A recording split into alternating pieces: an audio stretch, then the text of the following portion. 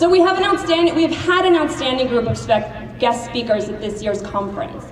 Mind you, I'm not asking for anybody to start shouting out, but just think, when's the last time you had the opportunity to hear such a diverse group of people speak? Quite the spectrum.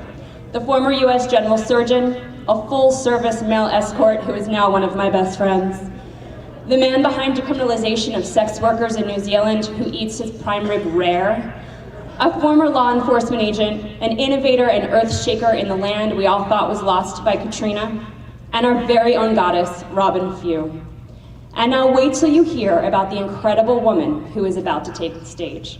Miss Nina Hartley, a fellow Jew.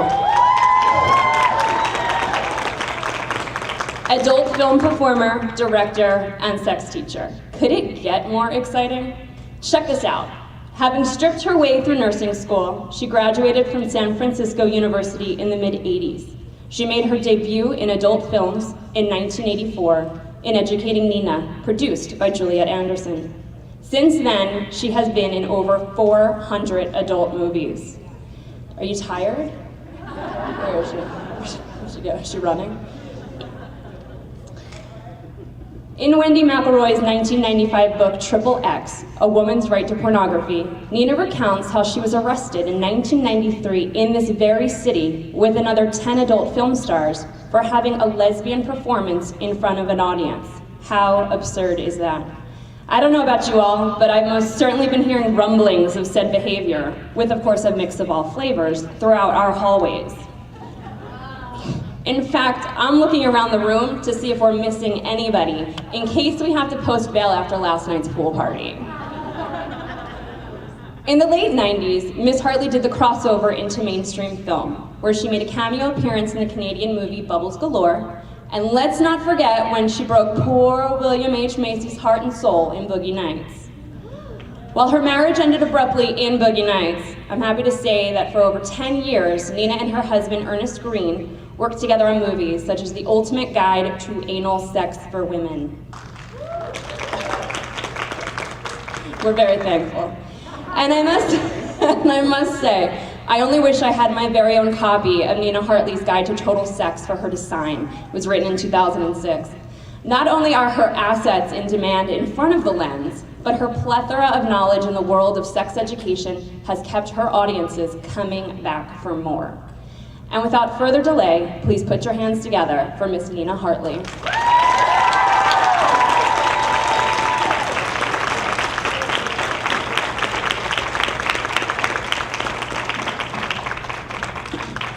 So a rabbi, a priest, and a stripper walk into a bar, and the bartender says, "Is this some kind of a joke?"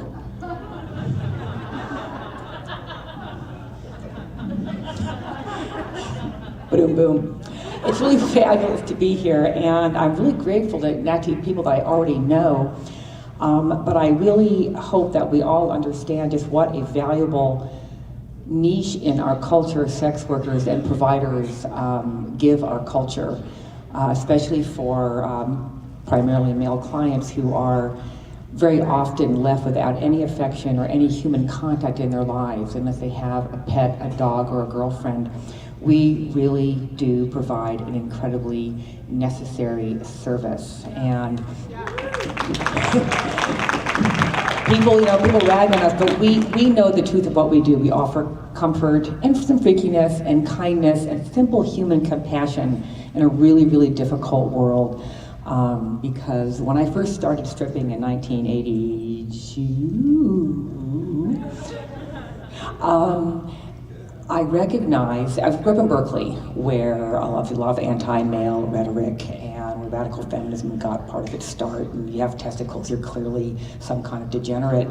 And when I saw that men were starved for information about women and women's bodies and women's experiences, and simply by my sitting there with my legs open, talking about the truth of my vulva, the revelation that that gave to them. So the fact that you are with your clients, just talking the truth about your lives and your bodies and what works for you is so incredibly valuable, because a lot of straight women still don't talk about it.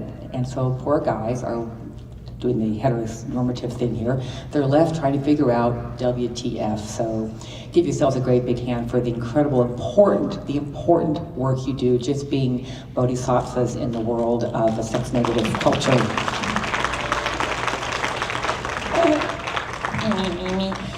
I always thought I was arrested here in 1991, and all of you know this. So we were arrested for doing on stage what we had been hired to do on camera the week before, and what we would be hired to do on camera a week after. But when they had to run around and get $22,000 worth of cash bail to get us out of jail, the rest of the show we heard how horrible, skanky bitches we were for being so stupid as to get caught doing stuff on stage. And it's like, you motherfuckers, you paid me last week to do just the very same thing, and now you're all up in arms. So even within my business, which is pornography mainly, many conflicts about sex, sexuality, and sexual expression. And of course, shit does roll downhill, and so we're the repository for all that angst. But I think it's miraculous in itself that Desiree Alliance exists, and they're all here at the same time today. Some of us work in porn, some are service providers, some are entertainers, some are artists, writers, or political activists. We're of all colors, religions, backgrounds, and regions. However, we are all sex workers, and therefore, in the eyes of society to which we belong, we remain second-class citizens. This isn't to deny the progress we've made, both personally and as members of our respective trades, that allows us to come together as we have this week. We are sex workers, we are here, and we are not going away. They've been trying for 5,000 years, just sort of doesn't work. While I could not find a citation for this quote, I wish I had thought of it myself. When prostitutes unite, powerful men tremble. I think it's probably French, don't you? We hold the secrets and dreams of those unable to live them openly, and so our clients both love and fear us. So thank you for working as you do for the rights of sex workers. We know our struggle is just beginning, and as yet few in power will listen to our voices. That can change, it must change, it will change, and it is changing. We support the rights of sex workers regardless of gender, but we must always recognize the essential fact that sex work is a women's issue first.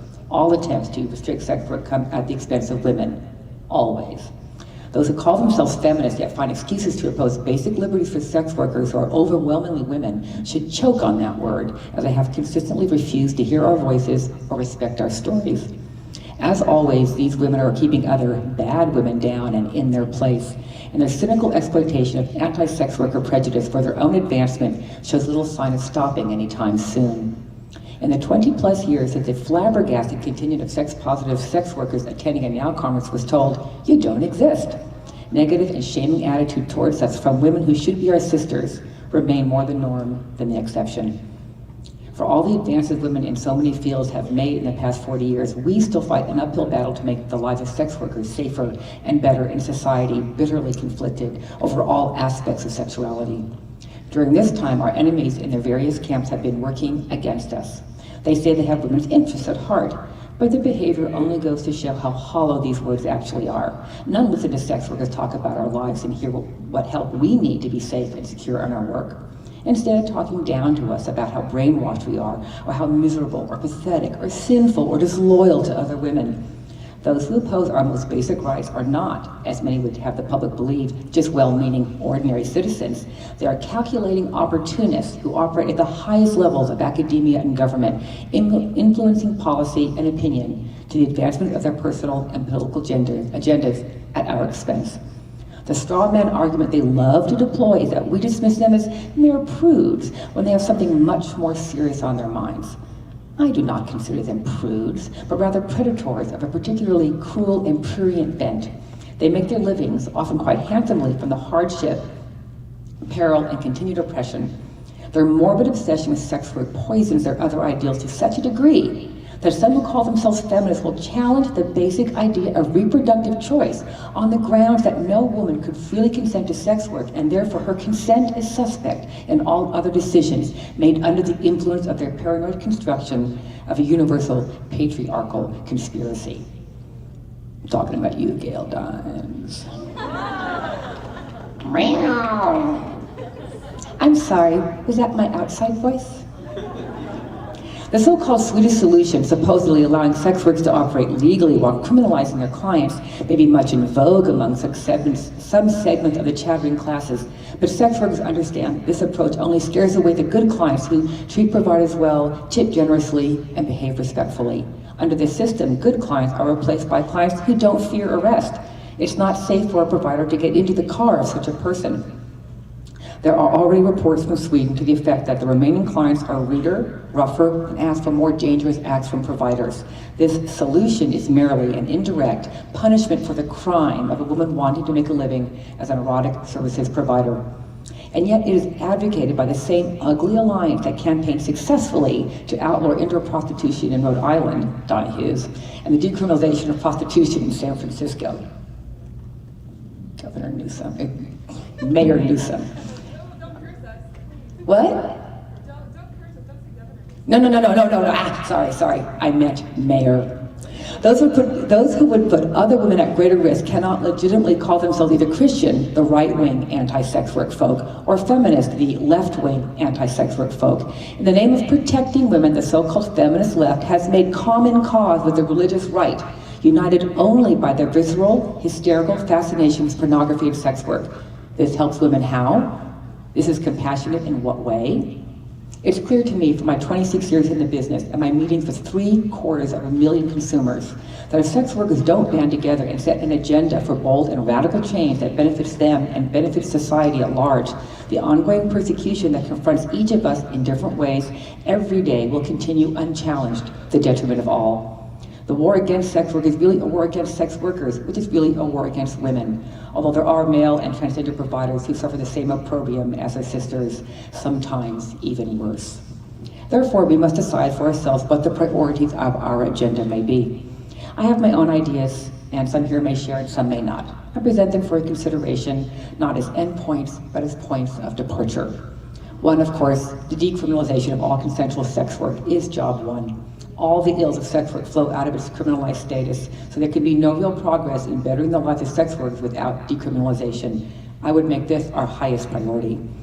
I have the proof. Yeah, take an amen on that. I never understood that. It's like, and I know all of you know this, I can go on a date and he can take me to dinner and a movie and dancing and I can have sex with him for free.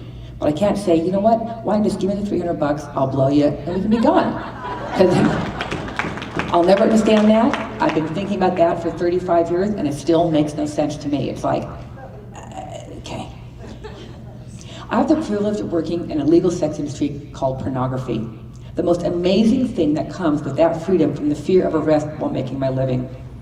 The freedom enables me to call the police if I'm assaulted without worrying about whether or not they'll arrest me instead of my attacker. That freedom enables me to buy a house or a car without having to invent lies about how I make my money. That freedom enables me to be a bold advocate for better conditions for all sex workers. And by the way, I think that you who are here without that freedom should give yourselves a big stinking round of applause for having the courage to come here and speak up, even at the risk of exposing yourself to hostile authority.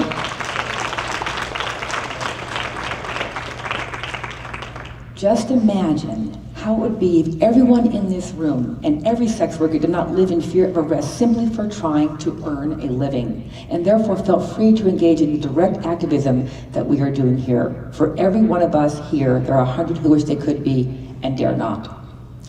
My next objective would be the destigmatization of consensual sex work. Another thing that I can tell you from personal experience is that while I enjoy the benefit of making a legal living out in the open and the very real pleasure of knowing that my many thousands of fans enjoy what I do and celebrate me for doing it, the fact remains that in the eyes of much of society, my occupation alone, which contrary to what they've had you believe, harms no one, is reason enough to reject everything I say, to deny me opportunities to say it to a wider public, and to prevent me from using my talents and abilities to their fullest. Once tainted by having done sex work, we find ourselves denied credibility, not only on that subject, but also on every other. And it's really creeping, actually. I don't here know what ASECT is. American Society, oh golly, help me out here, Lee.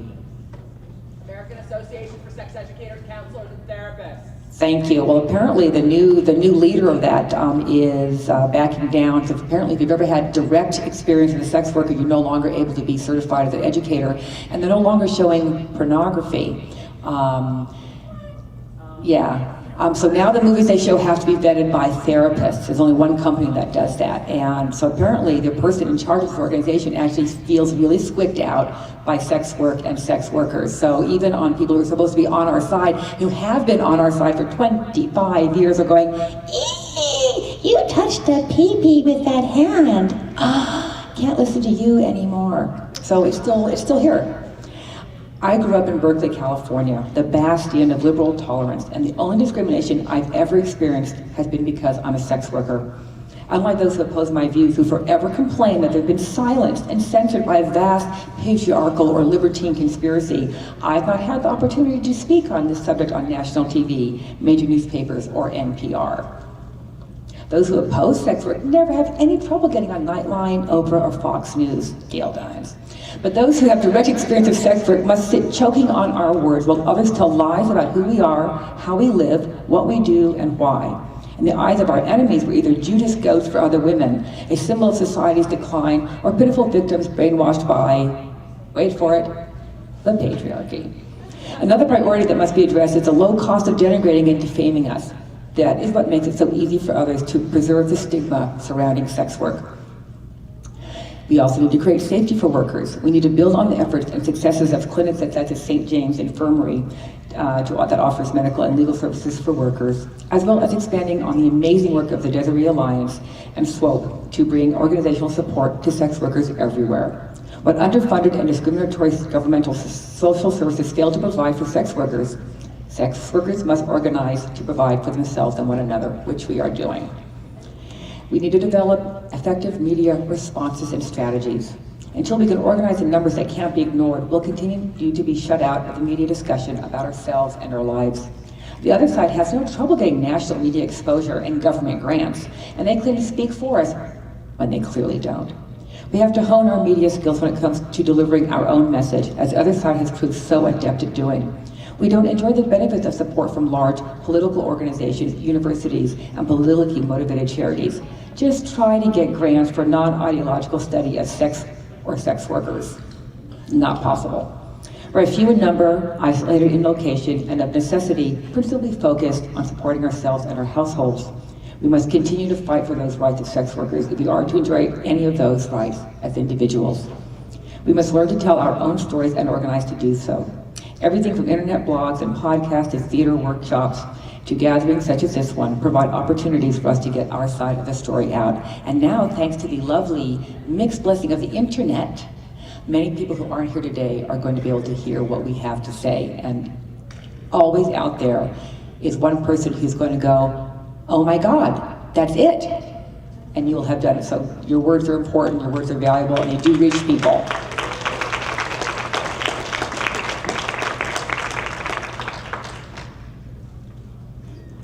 What I really like about sex work and sex workers, of course, is how diverse we are. For all the hoopla about media images about men and women's bodies and what's appropriate, the fact that we're all here with the incredible range of age, body type, etc., and we're all making livings using our sex and sexuality, is pretty awesome, I think. Because when it comes right down to it, all partners want is someone in the room with them who's interested in being there and happy to see them. That's really the main thing. It's about the human connection. And we need to educate the general public. We have to continue to earn our livings and find the time to conduct this struggle, which you're doing here by taking an entire week out of your lives. We do this by writing and speaking, as we do now. We cultivate connections in academia. We build organizations that can draft press releases on issues that concern us. We can attend meetings of governmental bodies contemplating actions that can benefit or harm us and make our voices heard. Our enemies are numerous, well-funded, and well-connected, and we are not. They hide behind respectability while taking our rights away. They're not selfless crusaders, but rather exploiters who get tenure on our backs, do book tours promoting lies about us and our lives, and command handsome honorariums on the lecture circuit, willing only to help those of us who are shamed enough to leave our line of work and spew their rhetoric. Yeah. I'm sorry, do I have issues? If they want to help us, they must get out of the way of harm reduction strategies that have been shown to work.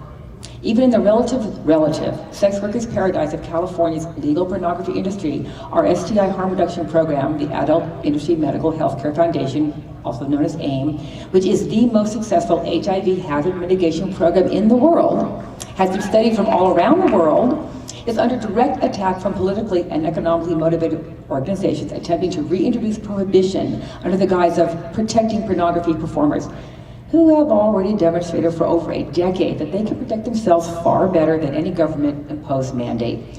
We are locked in a bitter struggle in which lives hang in the balance with ruthless opponents who we can, will, and must stop. To do this, we must get the truth, which is nuanced and complex and not made into easy sound bites, out to the public at large.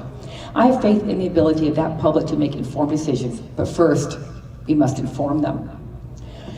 So in each individual locality, there are local battles that must be fought on the ground, which means taking risks and engaging in the hard and often thankless work of organizing people who are resistant, for good reason, to taking any public position that might expose the nature of what they do.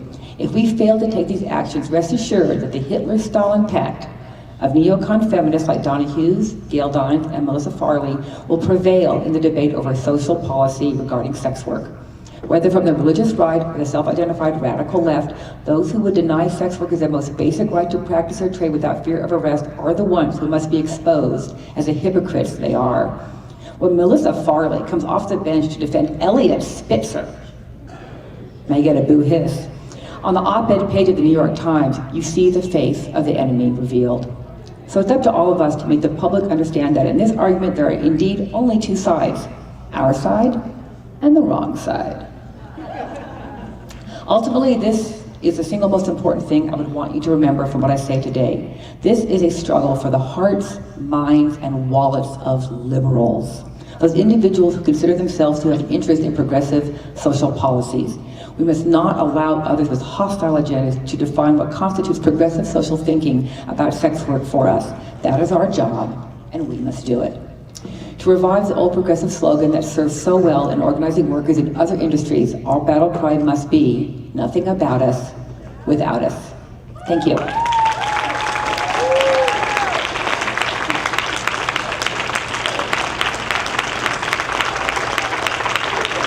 You guys, you're great. Thank you.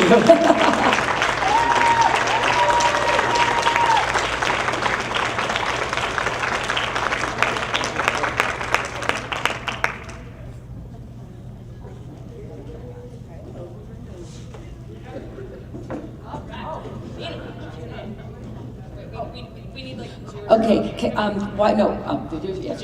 We have the question, okay. Why did Jesus die on the cross?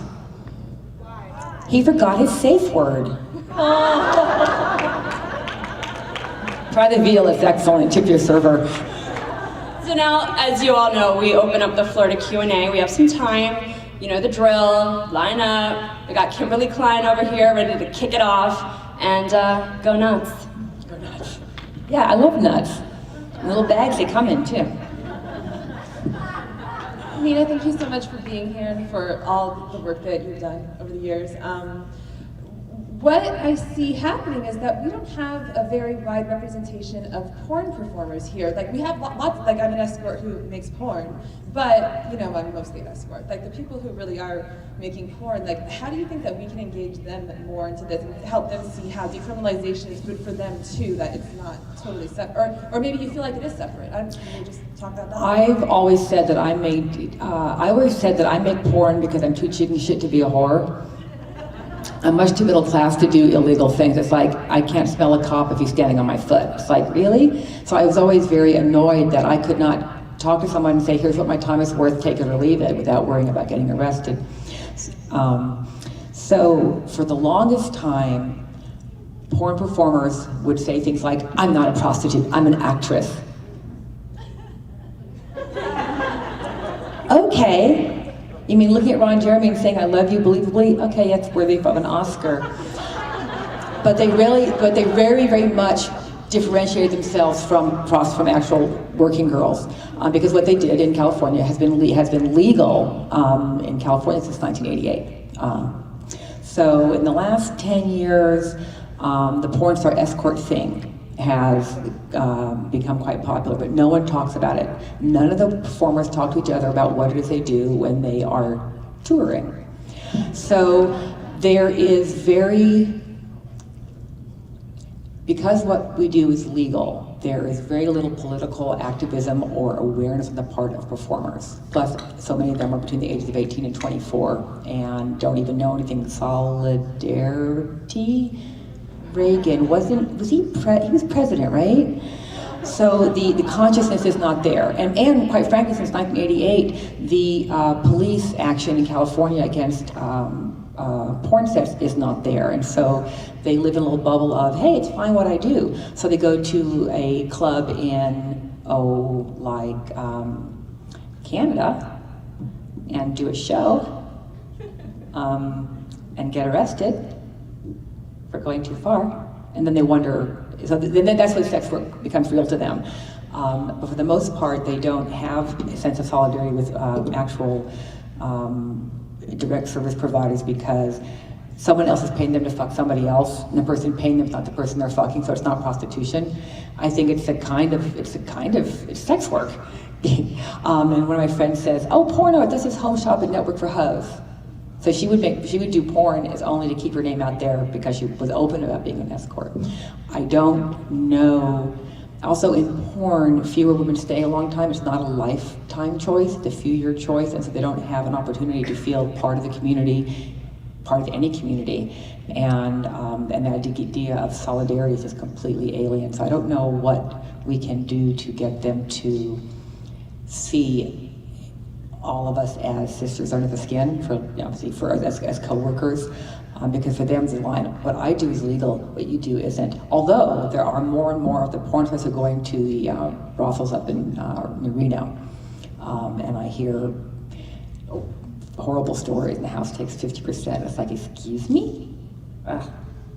50%. I thought, I know, I'll be a madam, and I'll only take 30%. I realized I would never get a license because the other brothel managers would have my hide, and they wouldn't. It's like, okay. So in my heart of hearts, I'm a madam, but in real life, I know that I don't have what it takes to stand up to them. But to answer your question, I don't know what can be done to get pornography performers to see themselves as solidarity with direct service providers. Come on up. Thank you for being here. I wanted to ask you about what you said about ASECT and excluding sex workers. I was wondering if that's recent. Very recent. I just heard about it 3 days ago. Okay. And then I was wondering, do you know how they would define sex workers? Like, would they exclude someone like Betty Dodson who does experiential masturbation? That's a really good workshops? question. From my source, I did not get this from the website. I got it from the source, from a person who he and his partner were both certified as sex educators by ASECT years ago.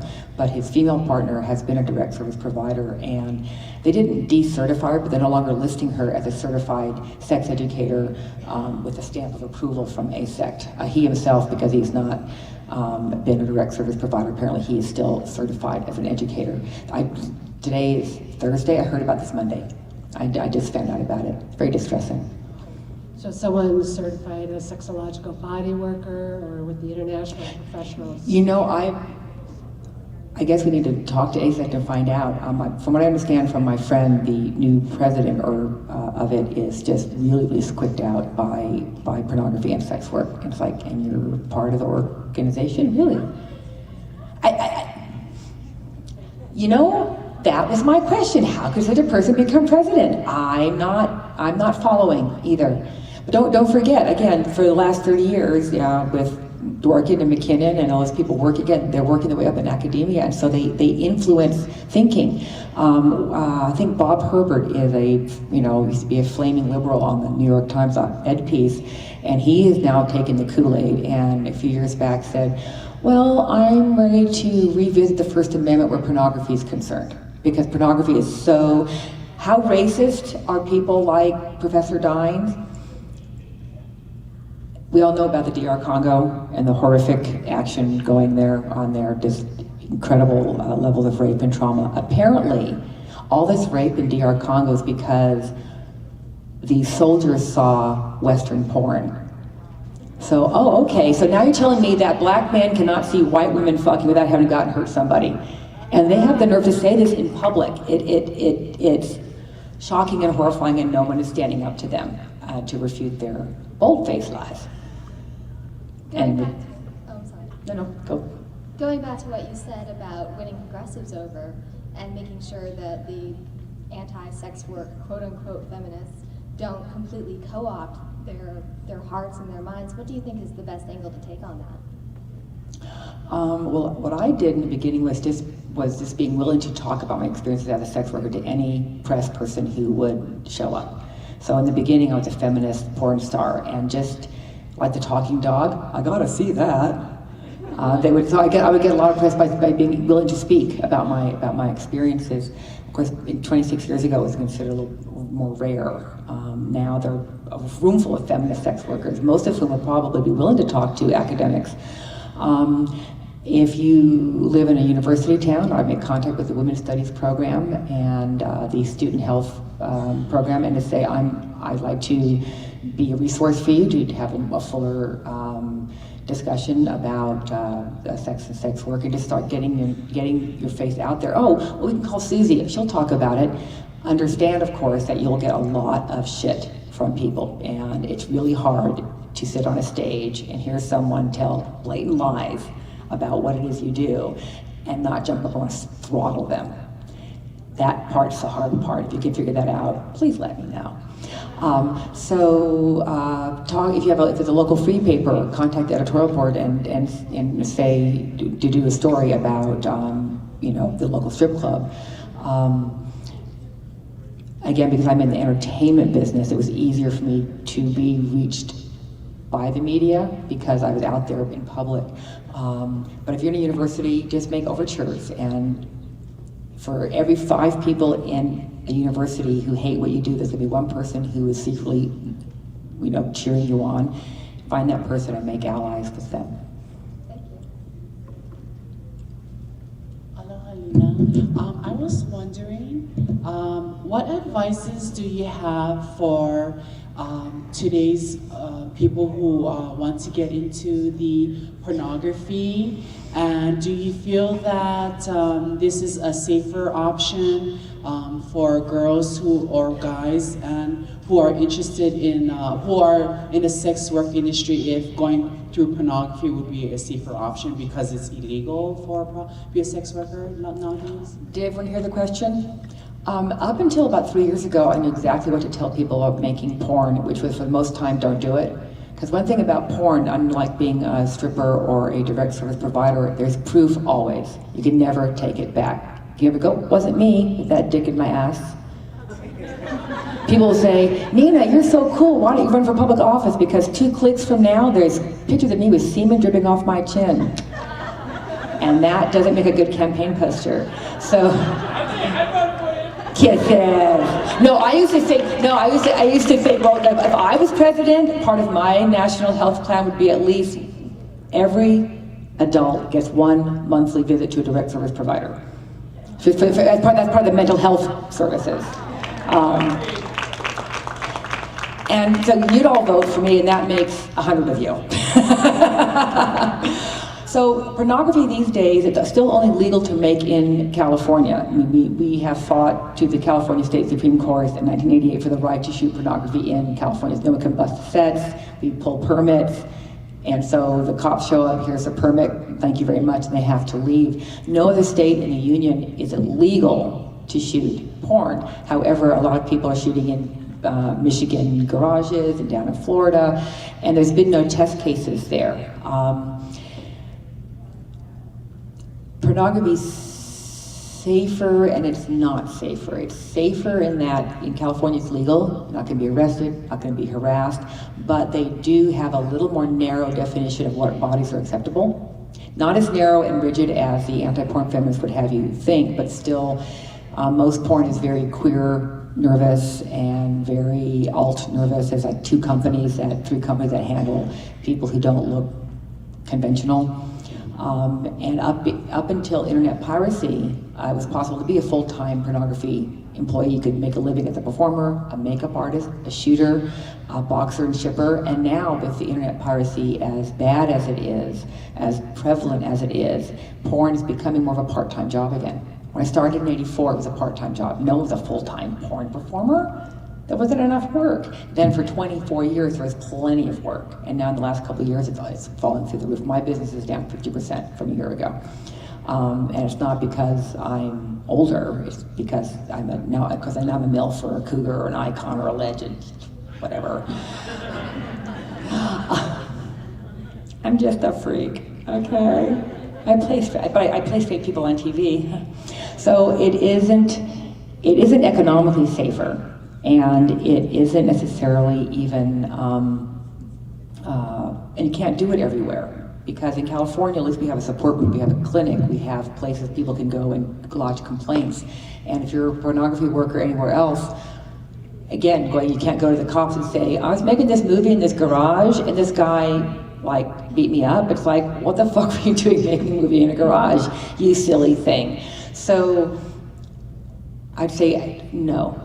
Actually, one thing about being a direct service provider is that you get to have some semblance of privacy. And when you put your condoms away and take off your mini skirt and take off your tight jeans and put on normal clothes, you can go out in the world and go work at the record store. And so you have some semblance of a private life. I'm just going to say that this will be the last question because of timing and the fact that our sessions are going to be starting soon. So, Crash, take it. Hi. First of all, I've been a fan since I found my dad's stash, and you're great, and thank you for coming here. But I have a really ambitious idea that I'm eventually going to put into a presentation proposal for one of these SWOP conferences eventually. I think the path to decriminalization and human rights, etc., lies with economic freedom. Economics is kind of a fetish of mine. I know it's weird, but God gotta be turned on by something. So I have this idea that resembles in my head kind of an internet-based sex workers credit union. And I'm really interested in figuring out which aspects of the adult industry I could approach for startup capital. And since you've worked at all of it, I was thinking either the pornography industry or strippers, because they seem to be legitimate and they have a lot of cash. But I was wondering what you thought, if you had any advice, and I love the idea of an online bank for and by sex workers. The pornography industry is bleeding money out its ass, and there is no place to go within it for capital. Smaller companies are dying like one a week and leaving only the biggest companies, and they're still figuring out how to handle the fallout from the piracy and the fact that people now under 30 don't think they need to pay for porn. Porn's free, right? It's free. Just click and it's free. It's like, no, actually, I need to get paid. I'm not an amateur. I'm a professional fuck, like all y'all. And we may fuck for fun at home, but when it comes to our job, we expect remuneration. And people say pornography is at $4 billion, and they go, Gail Dine says it's worldwide $60 billion. You know what? Black hair care in America is I think, $20 billion. So we're talking about, pet care is $15 billion. Americans spend $15 billion with a B dollars a year on the little fifis and fluffies and muffies. And so porn being $4 billion, it's about right. Sex work inside, not just porn. Of course, we don't know about actual direct service providers because they're off the books, because we can't be accepting tax money from prostitutes now, can we? That would be immoral and illegal while having two wars. So the porn business in terms of money, it's a mile wide but an inch deep. And we have one billionaire, Larry Flint, and that was mainly not from porn, but from real estate investments and other business ventures that he's part of. So nobody gets rich off of porn anymore. I mean, hardcore porn. That ship has definitely left the harbor. Darn it. Thank you all very much. Have a wonderful rest of the conference. Yay.